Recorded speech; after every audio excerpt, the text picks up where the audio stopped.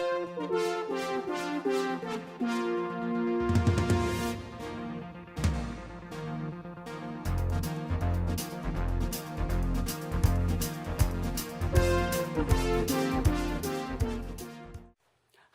Joy Sanders with the Charleston Times Television Network, and today we have the pleasure of being out with Mary Preston Foster, better known as Bitsy. Bitsy has come out with a wildly popular book right now called Legendary Locals of Charleston, and it starts at the history, even prehistory of Charleston, and goes through to modern day. And it's just a fascinating book. If you haven't had a chance to take a look at it, please do, and it would also make a terrific Christmas gift for either a Charlestonian or someone on your list who's been here or who's out of town. One of the things that's exciting about this book is you don't have to be a big reader to really enjoy it and get a lot of information out of it. It has a picture and something about each of the people that she talks about. And like I said, it's so fascinating that you could probably get your readers, even the non-readers, into reading this book. But we are fortunate enough to have her with us today. So, Bitsy, I wanted to ask you why you wrote this book, and of course, welcome. Thank you so much for being with us today. And like I said, what precedent of writing the book?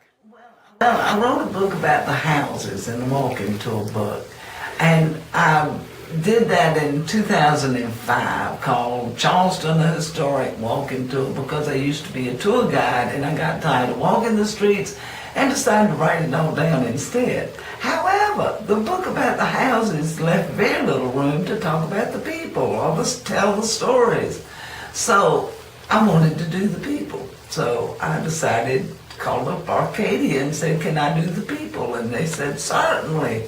And that set me off. I went back to the beginnings of Henry Woodward, who came before the people came, in 1666, I think, and started with him and then went through. I tried to include in the very beginnings of the book all of the people who the streets are named for, because there's an old joke about the people in Charleston name their children for the streets.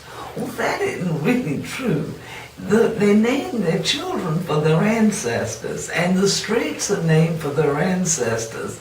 So I tried to include all of the names that have streets named after them so that people would know who the streets were named for and therefore who the progeny was named for.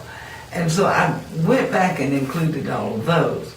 I followed straight through chronologically through each era, trying to include the most important people I could find in that era, and include all kinds of people. One of my favorite people is the lady who came over here, and her husband had been made the head of all of the Episcopal churches in Charleston, and he got off the boat in Madeira for maybe a glass of wine and missed the boat, so that the lady arrived alone with 2 children in Charleston with the commission from the Episcopal Church in England, and she found that the St. Philip's congregation that was already operating here had elected a minister, and they were perfectly happy with him, and he lived in the church, the house provided for the minister,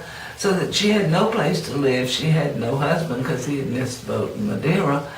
And what she did was she started painting portraits, and she became the first commercial woman artist in the New World.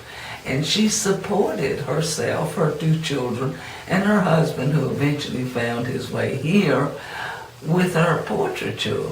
And there are letters from her husband to the Episcopal Church in England saying that the only way they're eating is his wife's drawings, which he finds. I just found that very interesting. I cannot imagine arriving like that lady did and turning it into a whole career.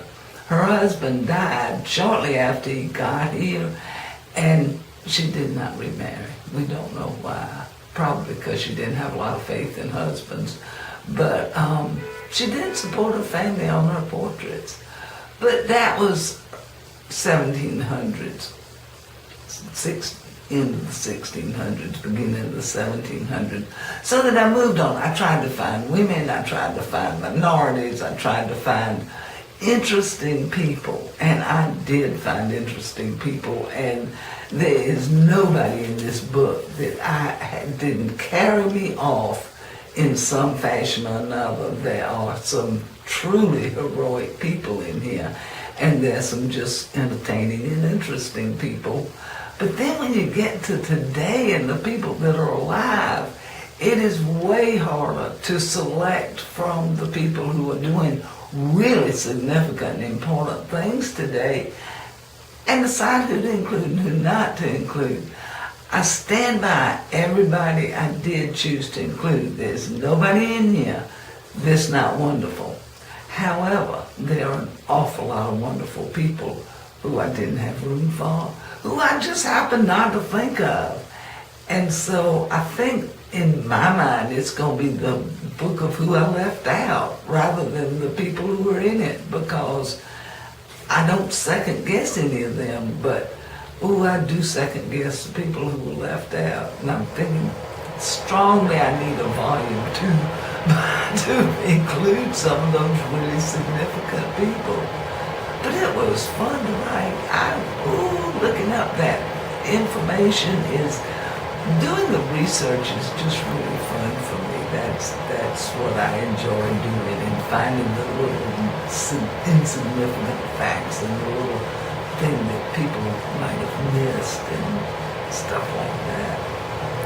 What is one of your favorite pieces of information that you discovered during this, or one of your favorite people in the book?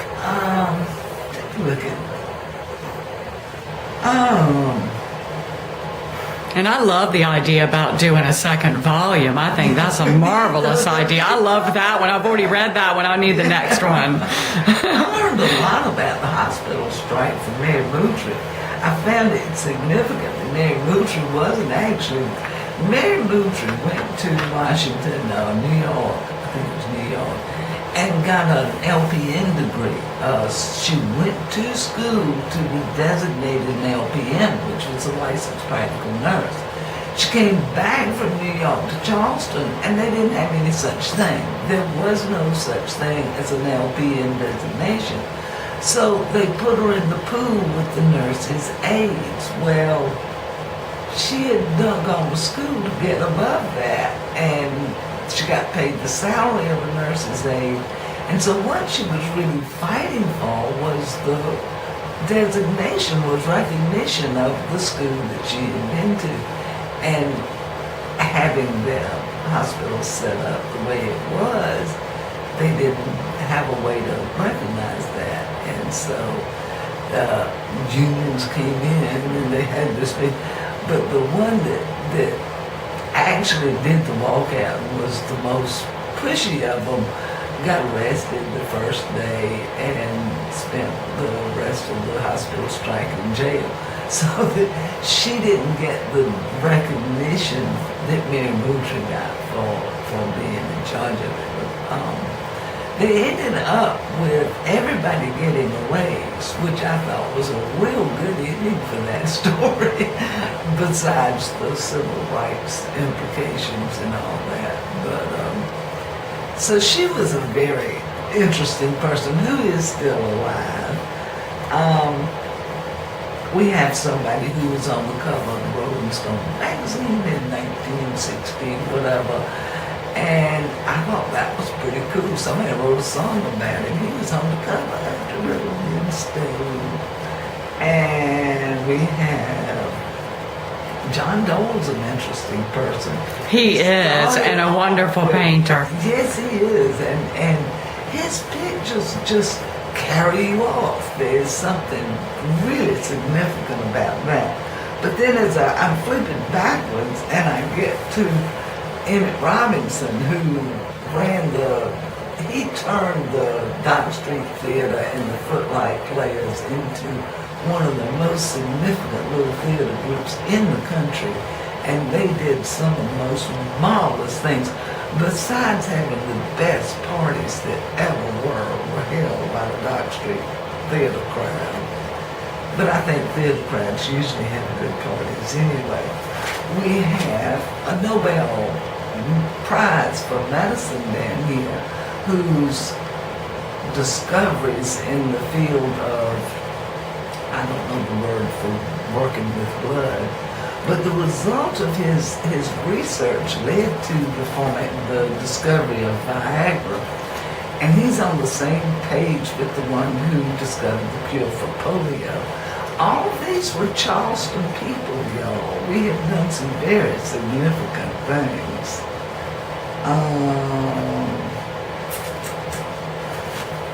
Septima Clark. I met Septima Clark. I was teaching at Mininger Elementary School. I was the librarian there.